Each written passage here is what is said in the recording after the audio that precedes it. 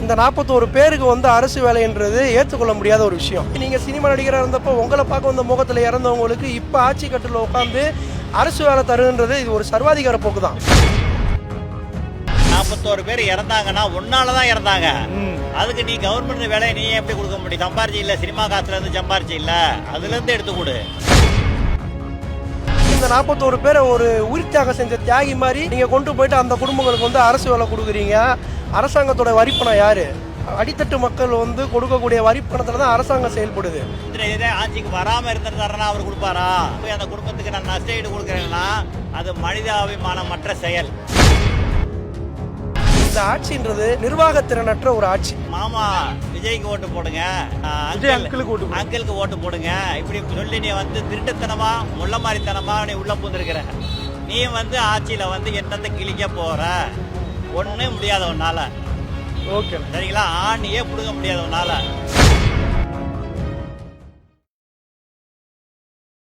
கரூர் கூட்ட நெரிசலில் பாதிக்கப்பட்ட 41 குடும்பங்களுக்கு அரசு வேலை அப்படி என்கிற ஒரு செய்தி தற்போது பேசப்படுகிறது. அவ்வாறு கூட்ட நெரிசலில் பாதிக்கப்பட்ட குடும்பங்களுக்கு அரசு வேலை தருவதை பற்றி மக்கள் என்ன கருத்தை பதிவு செய்கிறார்கள் என்பதை நாம் இன்றைக்கு கேட்டு தெரிந்து கொள்ள இருக்கிறோம் மக்களிடமே. இது கிங் டிவி, நான் உங்கள் தமிழ்மாறன். அரசு வேலை அரசுல பாதிக்கப்பட்ட குடும்பங்களுக்கு தரதா விஜய் அறிவிக்கிற செய்தி வருது. இதை பத்தி உங்க கருத்து என்ன? இந்த 41 பேருக்கு வந்து அரசு வேலைன்றது ஏற்றுக்கொள்ள முடியாத ஒரு விஷயம். அந்த 41 பேர் எதுக்கு இறந்தாங்க? கொடுத்துருக்காரு பணம், 20 லட்சம் ரூபா கொடுத்துருக்காரு. மற்றபடி அவங்களுக்கு அரசு வேலை கொடுப்பாருங்கிற நம்பிக்கை இருக்குது. இவர் என்னதான் வந்து அரசு வேலை வாய்ப்பு கொடுத்தாலும் அந்த குடும்பத்துக்கு வந்து கண் துடைப்பு தான். மற்றபடி வந்து அந்த இடத்த ஃபுல் பண்ண முடியாது.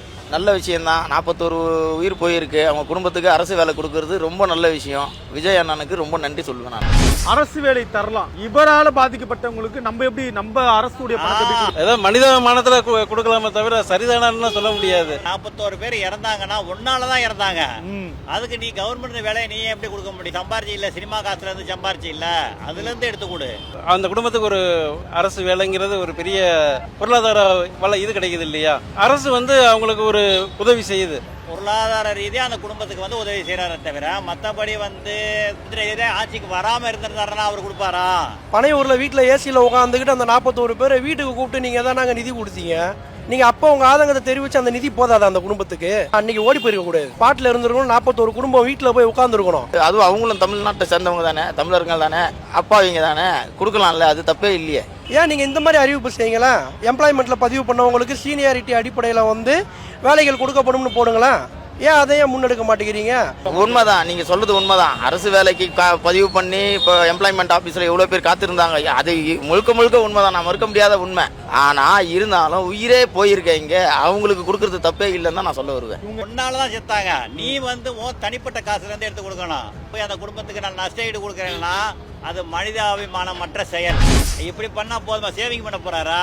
என்ன புஷ்பால கூட தான் இவர் பண்ணாரு. இவர் என்ன எல்லாமே இப்படி பண்ணிட்டு போனா கடைசியில மக்கள் வந்து சிறைச்சிக்கிட்டு தான் இருக்கணும். இன்னைக்கு இந்த 41 பேரை ஒரு உயிர் தியாகம் செஞ்ச தியாகி மாதிரி நீங்க கொண்டு போயிட்டு அந்த குடும்பங்களுக்கு வந்து அரசு வேலை கொடுக்குறீங்க. அரசாங்கத்தோட வரிப்பணம் யாரு? அடித்தட்டு மக்கள் வந்து கொடுக்கக்கூடிய வரிப்பணத்துல தான் அரசாங்கம் செயல்படுது. உங்களை பார்க்க வந்து நீங்க சினிமா நடிகராக இருந்தப்போ உங்களை பார்க்க வந்த முகத்தில் இறந்தவங்களுக்கு இப்போ ஆட்சி கட்டில் உட்காந்து அரசு வேலை தருன்றது இது ஒரு சர்வாதிகார போக்கு தான். நாட்டுக்காக தியாகம் பண்றாங்க, இல்ல ஒரு அரசியல் கட்சி தலைவருக்காக வந்து இவர் வந்து இந்த தலைமை வந்தா நல்லா இருக்கும்னு எதிர்பார்ப்போடு தானே வராங்க. அதே மாதிரி தானே எம்ஜிஆர் காமராஜர் கோசம் கூடின கூட்டம் தானே. அதெல்லாம் இவ்வளவு பெரிய இழப்பு ஏற்படலன்னா அப்போ இவ்வளவு பெரிய மக்கள் தொகையே இல்லையே தமிழ்நாட்டுல. இன்னொரு தரப்பு அண்ணன் பண்றாரு, அண்ணன் வந்து சொன்னதை தான் செய்யறாரு, அண்ணன் மக்களுக்கு ஆதரவா இருக்கு. அண்ணனோட இந்த ஒரு பிரச்சனையை கூட அரசியலாக்காதீங்கன்றாங்க. மாமா விஜய்க்கு ஓட்டு போடுங்க, அங்கிளுக்கு ஓட்டு போடுங்க, இப்படி சொல்லி நீ வந்து திருட்டுத்தனமா முள்ள மாதிரித்தனமா நீ உள்ள பூந்துருக்கிற.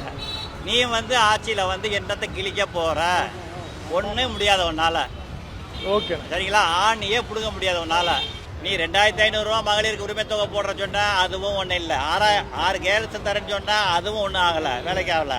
ஏன்னா என்னதான் பண்ற சட்டசபையில வந்து உட்காந்து மகளிர் உரிமை தொகை 2500 ரூபாய் கொடுக்க சொல்லுங்க. அது ஒன்று பண்ண சொல்லுங்க.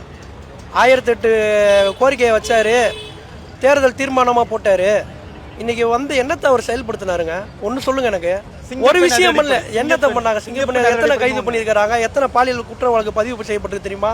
51 வழக்குக்கு மேல பதிவாயிருக்கு பாலியல் குற்ற வழக்கு. சிங்கப்பெண் அதிவிரைவுப்படை என்ன செய்யறாங்க? மதுக்கடைகளை மூடிட்டாங்கன்னு சொல்லி கொக்கரிச்சிங்க எல்லாருமே. எத்தனை கடையை வந்து மூடினாங்க? அதை ஒரு ஒயிட் பேப்பர் ஸ்டேட்மெண்ட் கொடுங்க. வெள்ளை அறிக்கை உருவான்னு இவங்க ஒருத்தவங்க தான் வந்து சொன்ன மாதிரி சொன்னாங்க. அதனால வந்து இந்த ஆட்சின்றது நிர்வாகத்திறனற்ற ஒரு ஆட்சி.